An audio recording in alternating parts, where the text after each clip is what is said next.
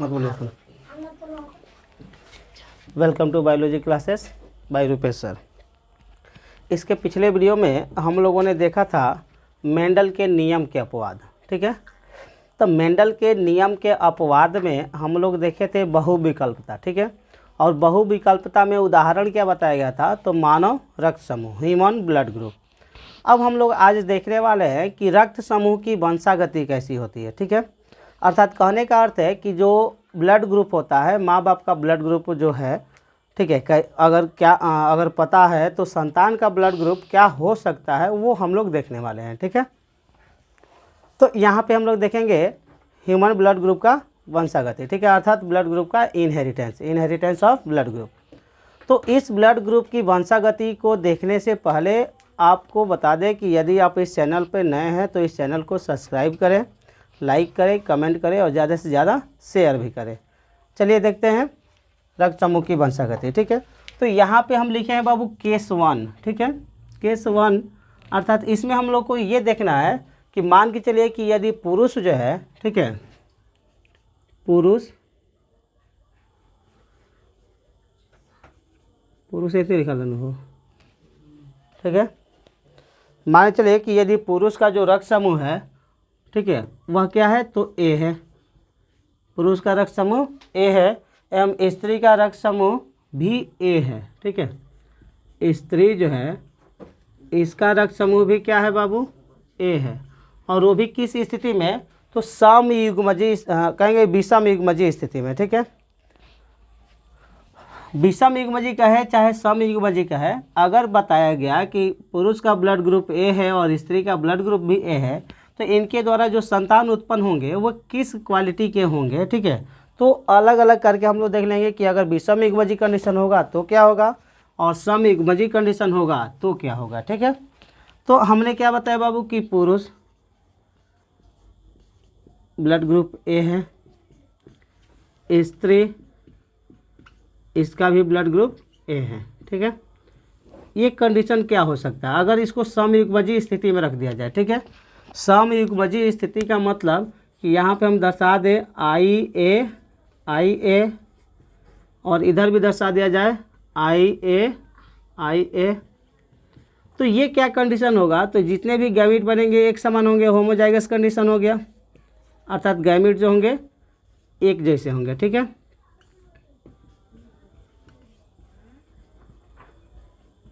जब फर्टिलाइजेशन की क्रिया होगी तो जो संतान बनेंगे उनका कॉम्बिनेशन देखिए यही होगा,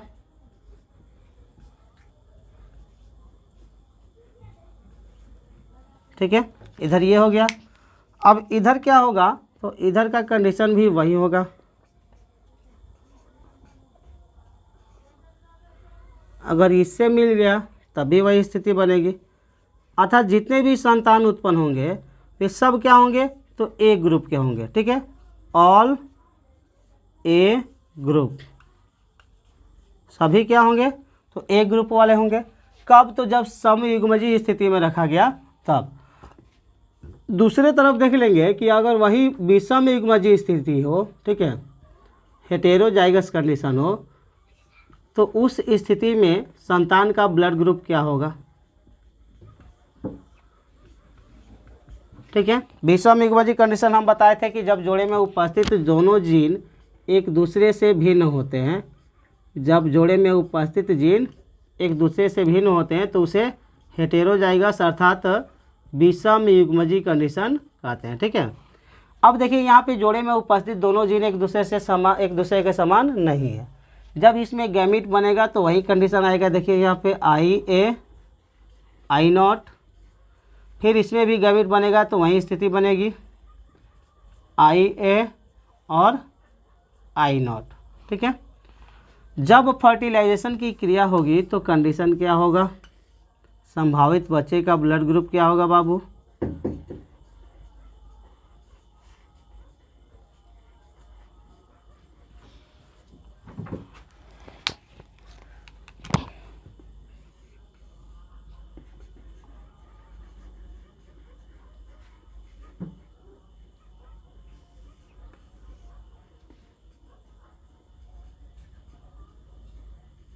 एन कंडीशन होगा।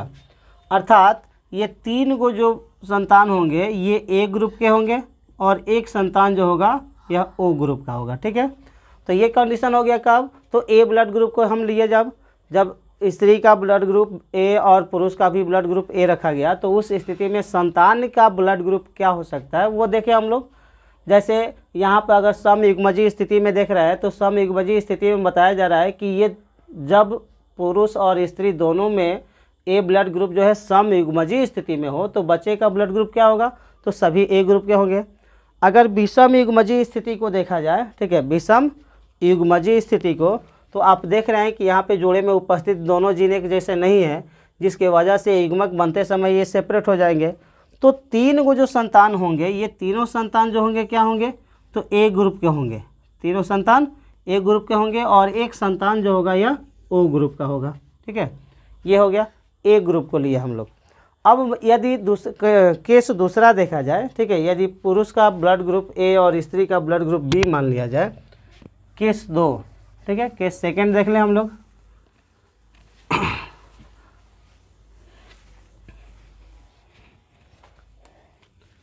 केस सेकंड, इसमें हमने क्या बताया कि यदि पुरुष का ब्लड ग्रुप क्या हो, तो ए हो, और वो भी किस स्थिति में, तो विषम युग्मजीय स्थिति में। ठीक है, और स्त्री का ब्लड ग्रुप क्या हो, बी हो, स्त्री का ब्लड ग्रुप बी, और वो भी किस स्थिति में, तो विषम युग्मजीय स्थिति में। ठीक है, तो इनके द्वारा जो संतान उत्पन्न होंगे उनमें ब्लड ग्रुप का कॉम्बिनेशन क्या हो सकता है, रक्त समूह का स्थिति क्या हो सकता है। तो चलिए देखते हैं यहाँ पे हम लोग, जब इसमें गैमिट बनेगा तो फिर ये गैमिट जो होंगे सेपरेट होंगे, आई ए और आई नॉट। इसमें भी अगर गैमिट बना तो हो जाएगा आई बी और आई नॉट। जब फर्टिलाइजेशन होगा इसमें तो क्या होगा, ये इससे मिलेगा और फिर ये इससे मिलेगा, कॉम्बिनेशन क्या बनेगा, तो आई बी आई नॉट, फिर यहाँ पे क्या होगा, आई नॉट और आई नॉट, ये हो गया। अगर यह स्पर्म इन सभी ओवम से मिला तो उस स्थिति में क्या होगा बाबू, तो देखिए यहाँ पे क्या बनेगा, एक हो गया आई ए, दूसरा आई बी, ये इससे मिल गया, एक हो जाएगा क्या बाबू, आई ए आई नॉट। ठीक है, अब इस स्थिति में चारों ब्लड ग्रुप बन जाएगा। ठीक है, केस 2 में बताया गया कि पुरुष यदि विषम युग्मजीय ए ग्रुप वाला हो और स्त्री भी विषम युग्मजीय बी ग्रुप वाली हो, तो उस स्थिति में जो संतान उत्पन्न होंगे उनमें क्या होगा, तो ये ए बी ब्लड ग्रुप होगा, ये ए ब्लड ग्रुप होगा, ये बी ब्लड ग्रुप होगा और यह ओ ब्लड ग्रुप होगा। ठीक है,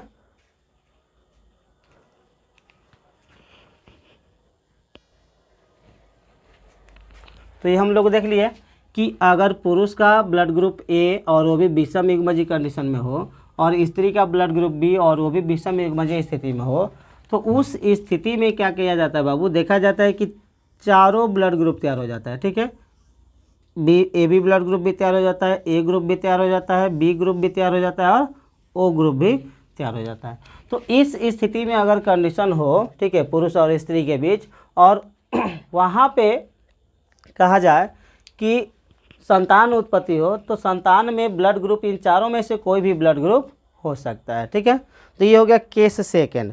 अब ऐसे ही आप लोग ग्रुप बनाकर क्रॉस करा सकते हैं और क्रॉस कराने के बाद पता चल सकता है कि संतान का ब्लड ग्रुप क्या होगा। ठीक है, तो अगर बाबू एग्जाम की बात की जाए तो एग्जाम से रिलेटेड एक क्वेश्चन पूछ देता है ब्लड ग्रुप की वंशागति से रिलेटेड क्वेश्चन हमेशा पूछ देता है कि संतान का ब्लड ग्रुप ओ है, पिता का ब्लड ग्रुप ए है, माता का ब्लड ग्रुप बी है, तो सभी का जीनोटाइप ज्ञात करें और अन्य संभावित बच्चे का भी ब्लड ग्रुप ज्ञात करें। तो ये कंडीशन आप लोग देख सकते हैं। ठीक है, दे दिया है क्वेश्चन, एक बच्चे का ब्लड ग्रुप दे दिया है कि ओ है, ठीक है, पिता का भी ब्लड ग्रुप दे दिया कि ए है, स्त्री का ब्लड ग्रुप भी बी है। अब इनका जीनोटाइप ज्ञात करना होगा और अन्य संभावित बच्चों का ब्लड ग्रुप बताना होगा। तो ये ऑब्जेक्टिव टाइप का क्वेश्चन पूछता है। ठीक है, तो ये देख लिया हम लोग ब्लड ग्रुप की वंशागति, और इससे रिलेटेड अगर क्वेश्चन आ जाए तो आप लोग ज़रूर सॉल्व कर सकते हैं। अब हम लोग देखेंगे बाबू मेंडल का कह रहे हैं वंशागति का गुणसूत्रीय सिद्धांत। ठीक है, ये अगला टॉपिक हम लोग का होगा, वंशागति का गुणसूत्रीय सिद्धांत। क्रोमोजोमल थ्योरी ऑफ इनहेरिटेंस, ठीक है, क्रोमोजोमल थ्योरी ऑफ इनहेरिटेंस। इससे पहले हम आप लोग को बता दें कि ब्लड ग्रुप की जो बात चल रही है, इसमें अगर देखा जाए तो कहीं ना कहीं ब्लड ग्रुप जो है वह स्टेरिलिटी को जन्म देता है, ठीक है। कभी कभी ब्लड ग्रुप का कॉम्बिनेशन जो होता है बांझपन के लिए उत्तरदायी भी हो जाता है। कैसे?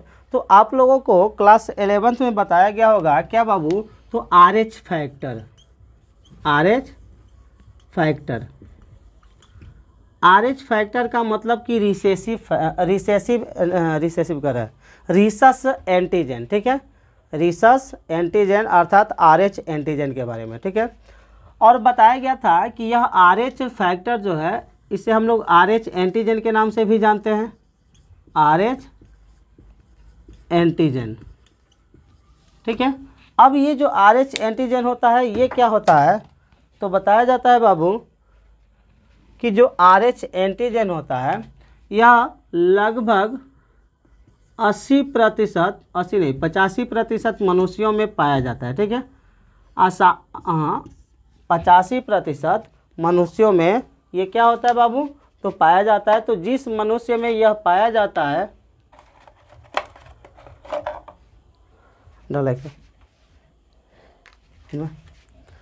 जिस मनुष्य में यह पाया जाता है उसे हम लोग क्या कहते हैं बाबू, तो RH पॉजिटिव कहते हैं, ठीक है, RH पॉजिटिव जिनमें ये होगा, और जिनमें नहीं होता है उन्हें RH नेगेटिव कहते हैं, ठीक है।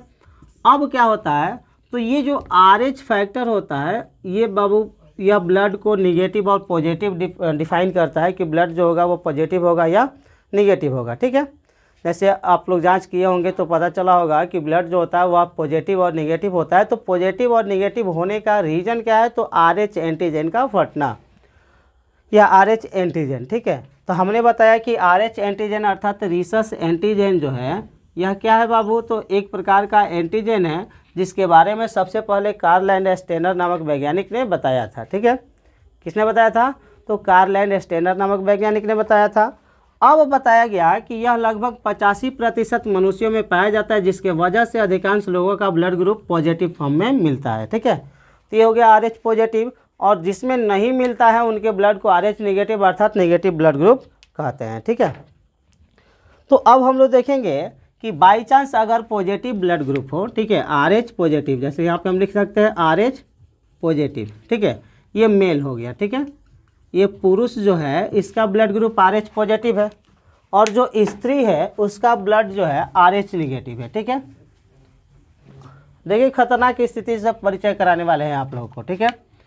मेल जो है वह क्या है, RH पॉजिटिव है, और जो फीमेल है बाबू ये फीमेल क्या है, तो RH नेगेटिव है, ठीक है, RH नेगेटिव अर्थात इसके ब्लड में RH एंटीजन नहीं है और मेल के ब्लड में RH एंटीजन उपस्थित है, ठीक है। अब जब इनमें संतान उत्पत्ति की क्रिया होगी, ठीक है, सेक्सुअल रिप्रोडक्शन की क्रिया होगी, और जब संतान की उत्पत्ति होगी तो संतान उत्पत्ति के दौरान क्या होगा, तो ये जो RH पॉजिटिव है इसको हम लोग कैपिटल RH फिर कैपिटल RH के द्वारा सूचित कर सकते हैं। RH नेगेटिव जो होगा इसको हम लोग क्या करेंगे, तो स्मॉल RH, ठीक है, इसके द्वारा सूचित करेंगे, ठीक है। अब क्या होगा बाबू कि जब इनमें क्रॉस फर्टिलाइजेशन होगा, संतान उत्पत्ति की क्रिया होगी, तो जाहिर सी बात है कि जीन क्या होंगे, तो सेपरेट होंगे, जीन क्या होंगे, सेपरेट होंगे, ठीक है। अब जब जीन सेपरेट होंगे तो उस स्थिति में जो गर्भ स्थापित होगा, जो भ्रूण का निर्माण होगा, वह RH पॉजिटिव हो जाएगा। ये क्या होगा कंडीशन, RH। अब ये जो बच्चा जो होगा बाबू वह RH पॉजिटिव हो गया, ठीक है। अगर इससे भी मिलेगा तो वही कंडीशन आएगा, ठीक है। ये हो गया RH पॉजिटिव। ये अगर मिल जाए इधर से तब भी वही स्थिति बनेगी, ये भी हो जाएगा पॉजिटिव। फिर ये स्थिति अगर मिल जाए तो बन जाएगा वही पॉजिटिव, ठीक है। अर्थात कहने का अर्थ है कि फीमेल का ब्लड ग्रुप अगर नेगेटिव हो, RH नेगेटिव हो, और मेल का ब्लड ग्रुप यदि RH पॉजिटिव हो, तो रक्त समूह की वंशागति भी होती है, ठीक है। तभी ना बच्चे का जो ब्लड ग्रुप होगा वह डिफाइन होगा या डिसाइड होगा, ठीक है।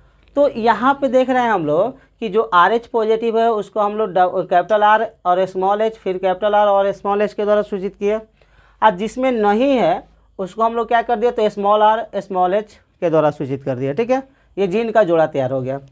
अब बताया गया बाबू कि जब इनमें संतान उत्पत्ति की क्रिया होगी तो जो एम्ब्रियो स्थापित होगा, ठीक है, यह एम्ब्रियो जो होगा ये जब स्थापित होगा तो उस स्थिति में यह RH पॉजिटिव हो गया।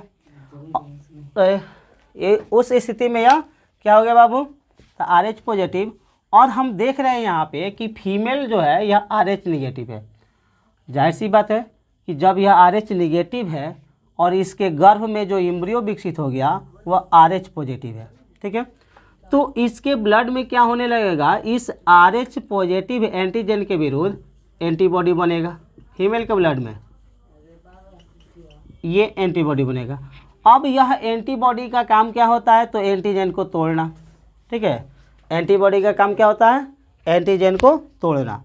अगर बाई चांस यह एंटीबॉडी जो है इस RH एंटीजन को रिएक्ट कर दिया, RH पॉजिटिव अर्थात RH एंटीजन को रिएक्ट कर दिया, तो उस स्थिति में ये RH जैसे ही एंटीबॉडी जो होगा, मतलब RH एंटीजन के विरुद्ध बना हुआ जो एंटीबॉडी होगा, जब RH एंटीजन पर कार्य करेगा तो इसको तोड़ देगा। इसको क्या कर देगा, तोड़ देगा। जाकर यूनिफॉर्म को उठा कर दो। अब ये RH एंटीजन क्या हो जाएगा, तो क्लॉट कर जाएगा। ठीक है, नष्ट हो जाएगा ब्लड। और जब ब्लड नष्ट होगा तो उस स्थिति में एम्ब्रियोनिक डेथ हो जाएगा। ठीक है, एम्ब्रियो की डेथ हो जाएगी, एम्ब्रियोनिक डेथ, यानी गर्भाशय के अंदर ही बच्चे की मृत्यु हो जाएगी। ठीक है, ऑटोमेटिक क्रश कर जाएगा, बच्चा जो होगा गर्भाशय के अंदर ही मर जाएगा। अगर बाई चांस बच भी गया तो एक संतान जो होगा उत्पन्न हो जाएगा, लेकिन फिर कभी, क्योंकि इस एंटीजन के विरुद्ध में फीमेल के ब्लड में क्या बन चुका है बाबू, तो एंटीबॉडी। ठीक है, जाहिर सी बात है कि एंटीजन के विरुद्ध में ही एंटीबॉडी बनता है।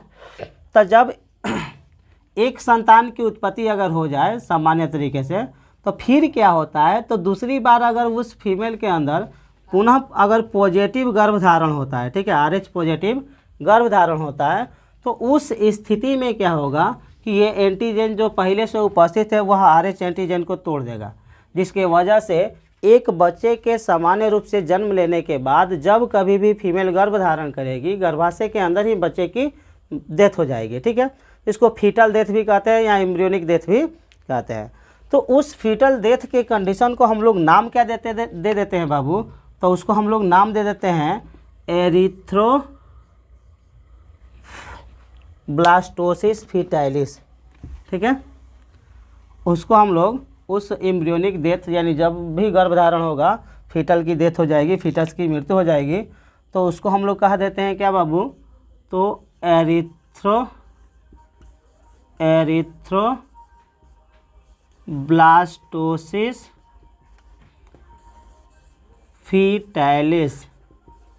ठीक है, फीटाइलिस, एरिथ्रोब्लास्टोसिस फीटाइलिस।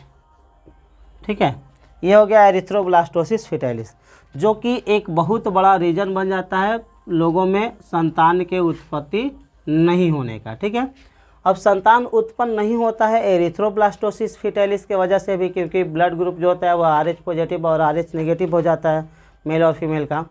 इसलिए अगर साइंस के दृष्टिकोण से देखा जाए तो आने वाले समय में अगर लोगों की बात की जाए तो लोग जो होंगे वो शादी जो है कुंडली या ग्रह नक्षत्र मिलाकर नहीं, ब्लड ग्रुप को मिलाकर करेंगे। ठीक है, कि ब्लड ग्रुप का कॉम्बिनेशन जो है लड़के और लड़की का मिल रहा है या नहीं मिल रहा है।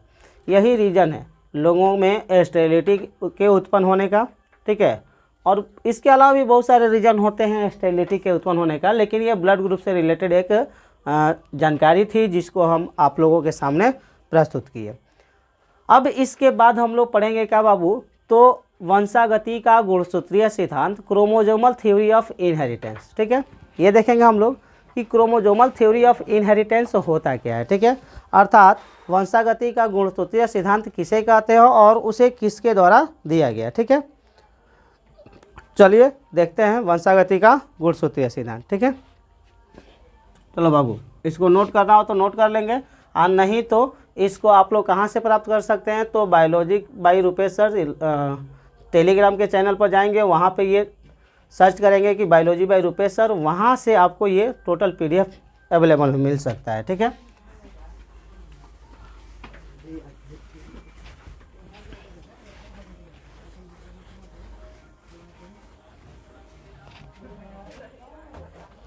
वंशागति का गुणसूत्रीय सिद्धांत। ठीक है,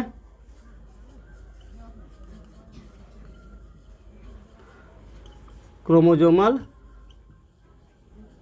थ्योरी ऑफ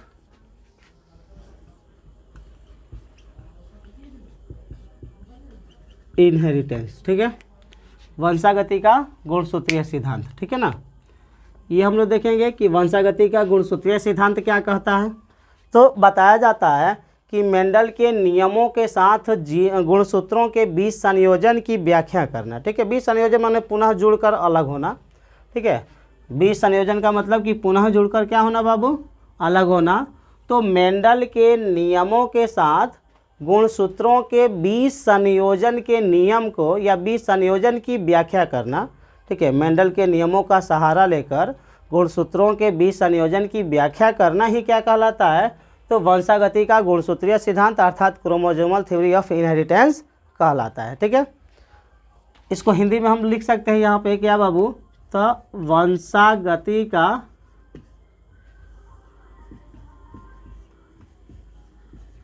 गुणसूत्रीय, वंशागति का गुणसूत्रीय सिद्धांत। ठीक है, वंशागति का गुणसूत्रीय सिद्धांत। इस सिद्धांत में हमने क्या बताया आपको, तो मेंडल के नियमों के आधार पर गुणसूत्रों के बीच संयोजन, बीच संयोजन का मतलब क्या बाबू, तो पुनः जुड़कर अलग होना। ठीक है, पुनः जुड़कर अलग होना। मेंडल के नियमों के आधार पर गुणसूत्रों के बीच संयोजन की व्याख्या करना क्या कहलाता है, तो वंशागति का गुणसूत्रीय सिद्धांत कहलाता है। और वंशागति के गुणसूत्रीय सिद्धांत की जो व्याख्या है किसने की थी बाबू, तो सर्टन एवं Boveri, SUTTON and Boveri, Sutton एवं बोवेरी ने कब किया था बाबू, तो 1902 ईस्वी में। ठीक है, सर्टन एवं बोवेरी ने वंशागति के गुणसूत्रीय सिद्धांत की व्याख्या 1902 ईस्वी में की थी। ठीक है ना, इन दोनों वैज्ञानिकों के द्वारा इस सिद्धांत का वर्णन किया गया था। अब इसके बाद हम लोग देखने वाले हैं क्या बाबू, तो सहलग्नता, जो कि मेंडल के नियम का अपवाद ही माना जाता है। ठीक है, लिंकेज। अब सहलग्नता किसे कहते हैं ये देखेंगे। ठीक है,